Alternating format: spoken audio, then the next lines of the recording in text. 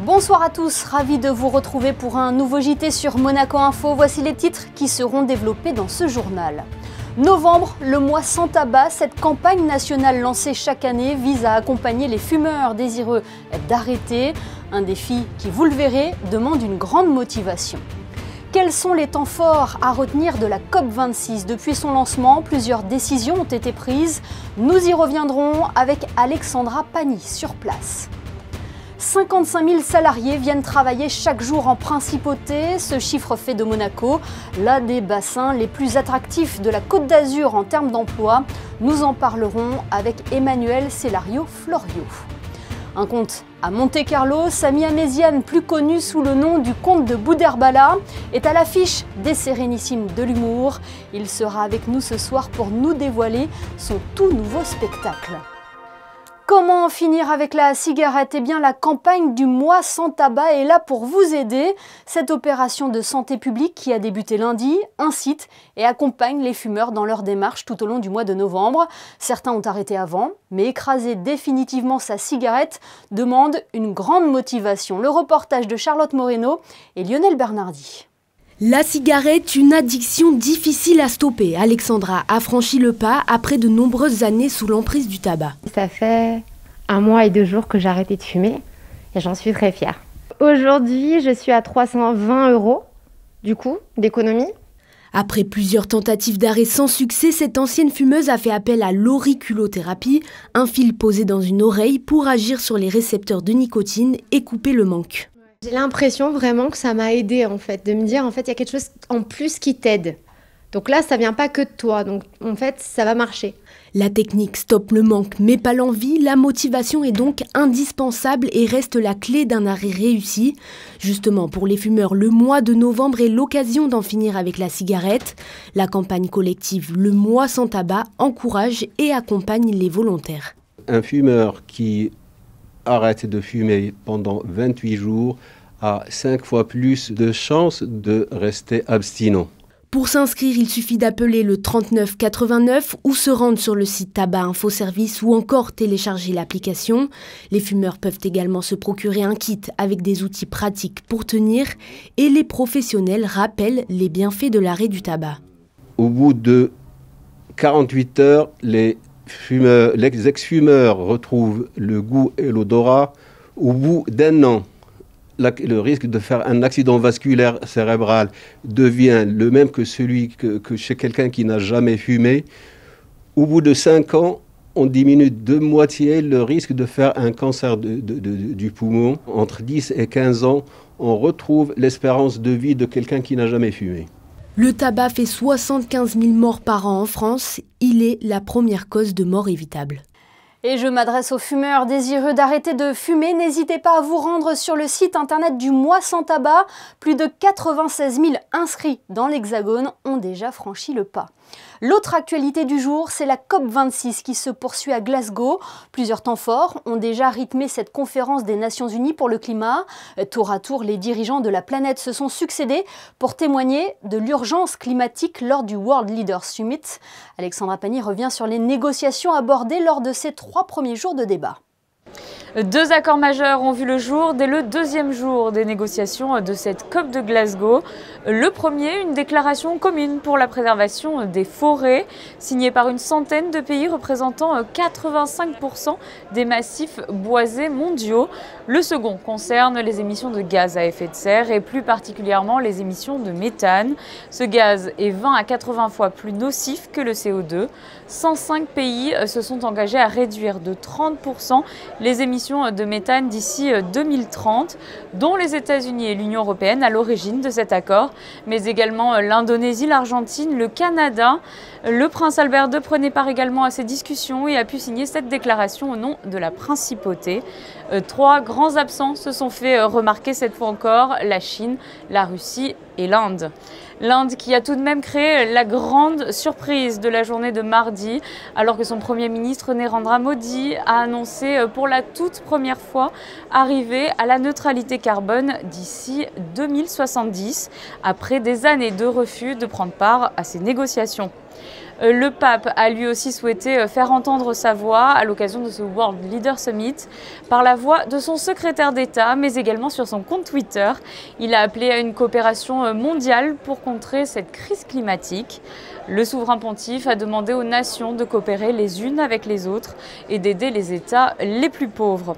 C'est justement l'une des grandes thématiques de cette COP26, les 100 milliards par an que les États les plus riches devaient reverser aux plus pauvres lors de la COP de Copenhague en 2009.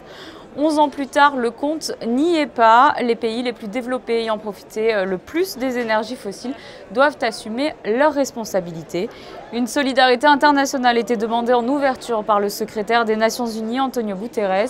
Ce mercredi, les discussions étaient justement articulées autour de la finance, du tourisme et du sport. Le prince Albert II s'est donc exprimé à l'occasion d'une table ronde ce mercredi en milieu d'après-midi en tant que président de la commission sport et environnement du CIO sur la thématique sport et climat. Je vous propose de l'écouter à ce sujet. Que ce soit les instantes dirigeantes du sport, mais que ce soit les officiels, mais aussi bien sûr les athlètes qui ont un rôle très très important à jouer aussi dans la médiation et dans l'incitation aussi pour les jeunes générations, puisqu'ils sont un exemple à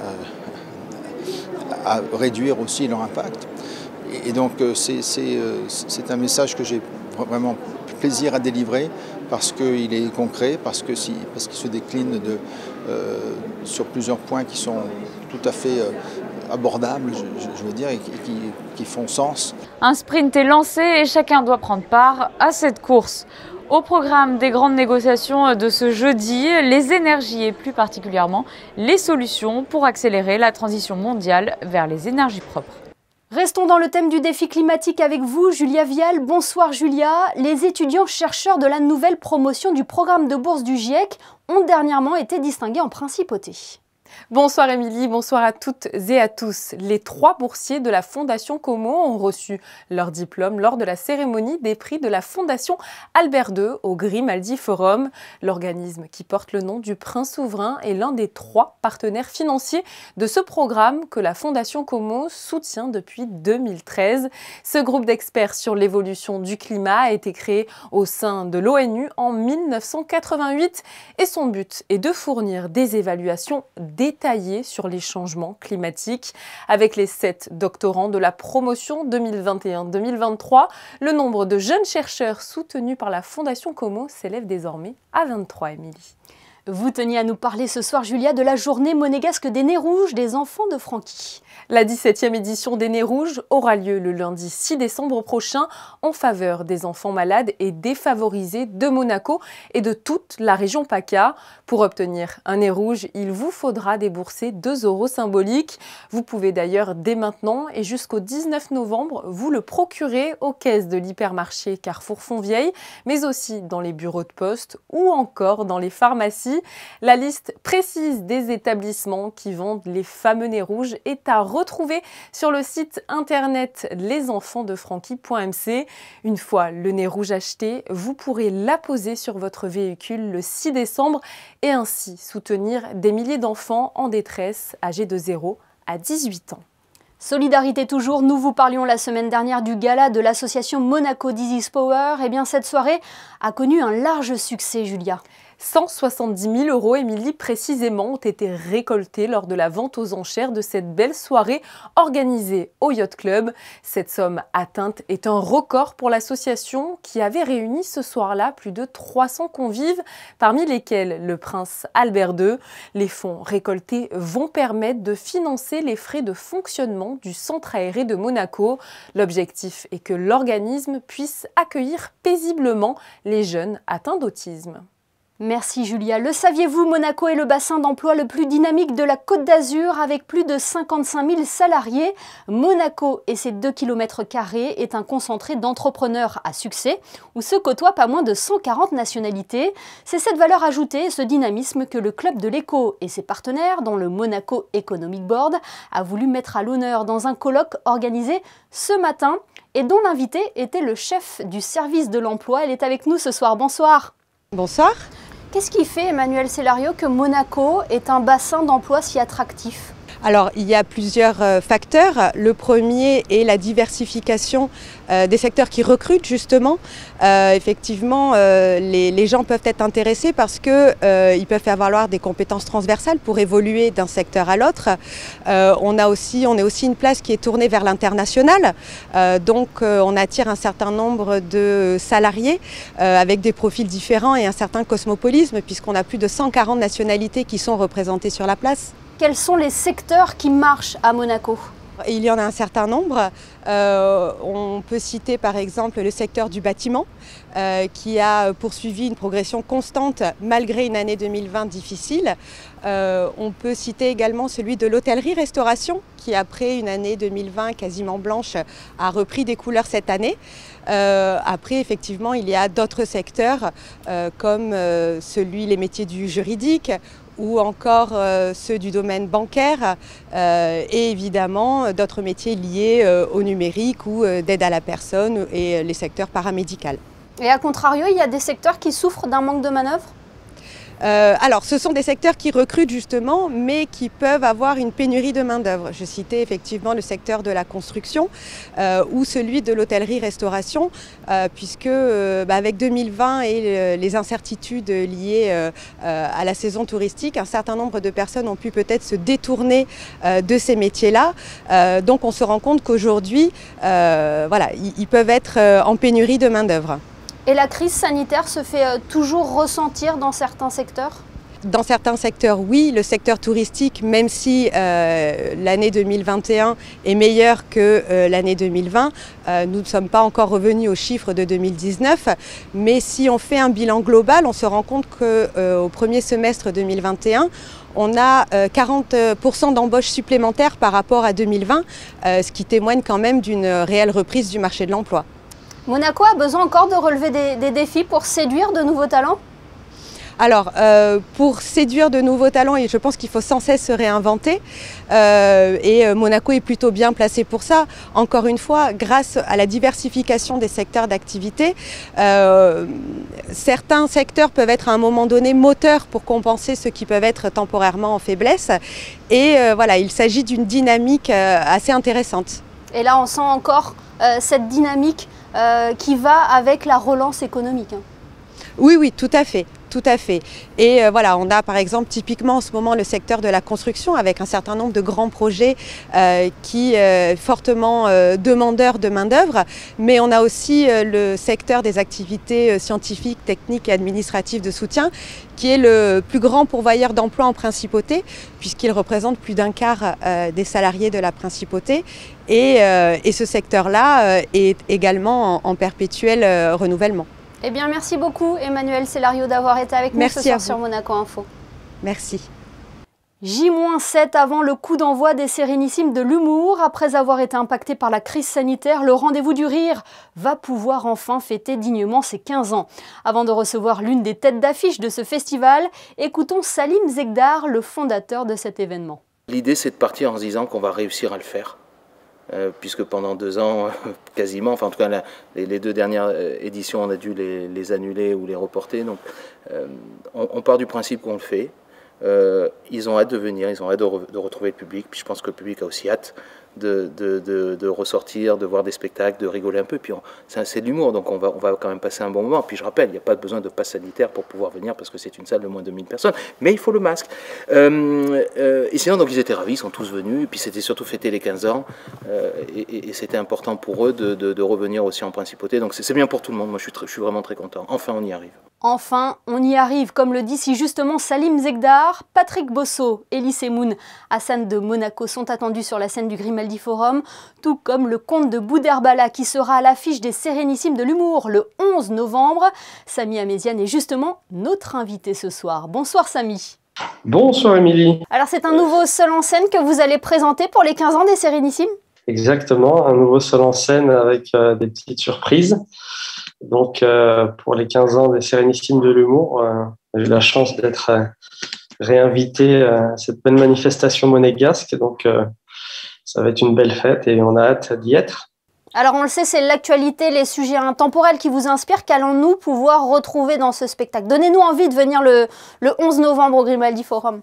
Dans les salles de spectacle, il y a quelque chose qui se passe qui est unique au monde, qu'on ne peut pas retranscrire à la télévision, au cinéma. C'est la liberté pure et simple du live. Après, sur ce seul en scène-là, moi j'ai travaillé sur l'arrivée de petites surprises. C'est des gens qui méritent qu'on les regarde. Et je suis hyper fier d'avoir cette opportunité-là parce que c'est des gens qu'on ne voit pas à la télé, parce que justement, ils peuvent se permettre de dire sur scène des choses qu'ils ne diraient jamais à la télé, qui sont hilarantes. Je demande juste au public de me faire confiance et si je ne les ai pas déçus auparavant, je ne les décevrai pas jeudi 11 novembre. Quel est le pouvoir, la magie d'être seul en scène face au public ? C'est un des rares endroits, la scène, où on peut se retrouver sans discrimination aucune. Donc, c'est pour ça que beaucoup de politiques nous envient, parce qu'on arrive à fédérer sur quelque chose qui est beaucoup plus universel que les idées, c'est-à-dire le rire. Donc, je vous rassure, sur scène, c'est beaucoup moins chiant que ce que je suis en train de raconter. Samy, rien à voir, mais il y a peut-être des gens qui ne le savent pas, mais vous avez pratiqué le basket à haut niveau. Est-ce que vous suivez un petit peu l'Euroleague et les performances de Monaco en basket? Forcément, ouais. J'ai mon ami d'ailleurs, Willy Leguette, qui malheureusement est blessé actuellement, mais que je salue et que j'embrasse, qui va revenir en pleine forme, que je suis depuis des années. Et puis la Rocatib, c'est une valeur sûre du championnat de France et puis de l'Euroleague. C'est un parcours impressionnant. Ils sont revenus au plus haut niveau. Ils ont des joueurs exceptionnels. Mike James, entre autres. C'est la grande classe. Merci beaucoup, Samy, d'avoir été avec nous ce soir. Et puis on se retrouve le 11 novembre au Grimaldi Forum. C'est moi qui vous remercie. On va passer une excellente soirée. Faites-moi confiance. On vous fait confiance, merci. Intéressons-nous ce soir à cette tendance, une nouvelle habitude dans notre quotidien qui tend à être plus sain. Je veux parler des jus détox. Les restaurateurs sont de plus en plus nombreux à les proposer à la carte avec des saveurs plutôt surprenantes. Vanessa Dessy et Lionel Bernardi ont enquêté pour nous. Venus tout droit des États-Unis, les jus détox se sont vite imposés dans notre quotidien, que ce soit pour nettoyer l'organisme, drainer ou tout simplement pour un apport de vitamines. Les jus sont partout et toute l'année. Il n'y a pas de saison, non. Pour nous, on fait toujours les mêmes jus, on les presse à froid le matin, on les met en bouteille, on fait tous nos packaging nous-mêmes en fait. Et les gens, ils boivent été comme hiver les jus. Ça fait un petit peu de temps qu'on voit qu'ils font très attention à ce qu'ils mangent, à ce qu'ils boivent aussi.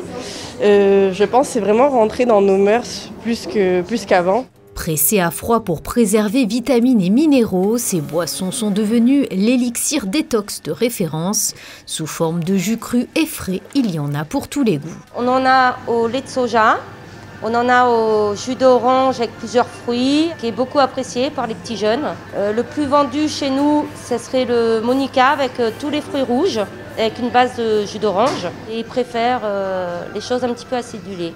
Les personnes un peu plus âgées, ça serait plus jus d'orange, pommes, fraises et un peu de gingembre, un peu plus de peps.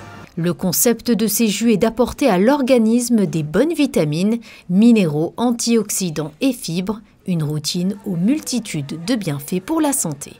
Un petit coup de jus, c'est ce dont l'AS Monaco a besoin après sa défaite en championnat dimanche. Demain, le club de la Principauté reçoit le PSV Eindhoven en Ligue Europa, Julia. Lors de ce choc, Émilie, les hommes de Niko Kovac vont essayer de conforter leur première place dans la poule B de la Ligue Europa. Après une défaite ce week-end en Ligue 1 face à Brest, les Monégasques ont dû vite se remettre en ordre de bataille pour aborder au mieux ce prochain match déterminant. Niko Kovac, l'entraîneur, était en conférence de presse pour aborder cette rencontre européenne cruciale. Nous l'écoutons. Tomorrow, a game where we need a good defense. But we will create for sure also our chances like we did in the last game in Eindhoven, and especially with Myron or the other guys which played who are going to play tomorrow. We are for sure able to hurt PSV. So it will be an intensive game like it was in the last game, and we need to have our best game because I expect for sure tomorrow a good PSV team. Et un bon résultat permettra à l'AS Monaco de conserver la tête de son groupe. Un événement à ne pas manquer, Julia, il s'agit du concert exceptionnel de Benjamin Biolay. Le samedi 4 décembre à 20h30, Benjamin Biolay interprétera ses nouvelles chansons, mais aussi ses grands classiques lors d'un show exceptionnel à la Salle des Princes du Grimaldi Forum, avec son magnifique 9e album intitulé Grand Prix. Comme un clin d'œil à la principauté, Benjamin Biolay perpétue son savoir-faire mélodique unique. Sorti en juin 2020, son disque a été numéro 1 des ventes pendant plusieurs mois. Et puis autre rendez-vous qui aura lieu le même jour, un déjeuner organisé pour l'amicale des aînés monégasques. Oui, et il sera réservé aux membres d'honneur âgés de 80 ans et plus. Il aura lieu le samedi 4 décembre à 12h30 précisément au restaurant de l'Automobile Club. Attention, un dress code est prévu pour les messieurs avec veste et cravate obligatoire. Les adhérents de l'amicale qui désirent y participer sont invités à s'inscrire le mardi 23 novembre de 14h30 à 17h au foyer Régnier 3. Et enfin Julia, est-ce que l'on pourra compter sur la présence du soleil demain ? Le soleil sera de retour, Émilie, un vrai plaisir après la journée de ce mercredi qui était peu propice aux sorties en plein air. Les températures ne remonteront, elles, pas beaucoup, avec 9 degrés attendus dans la matinée. La maximale atteindra 14 degrés au meilleur de la journée. Demain, nous fêterons les Charles. Une pensée donc pour tous les Charles. Merci Julia et merci à vous de nous être fidèles chaque soir sur Monaco Info.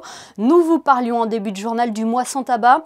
Eh bien sachez que ce mois de novembre marque également le début de l'opération Movember. Il s'agit d'une campagne qui vise à sensibiliser sur les maladies masculines, notamment celles à risque de cancer. L'emblème principal étant le port de la moustache. Ce sont nos photos de fin de JT ce soir. Excellente soirée à tous sur Monaco Info.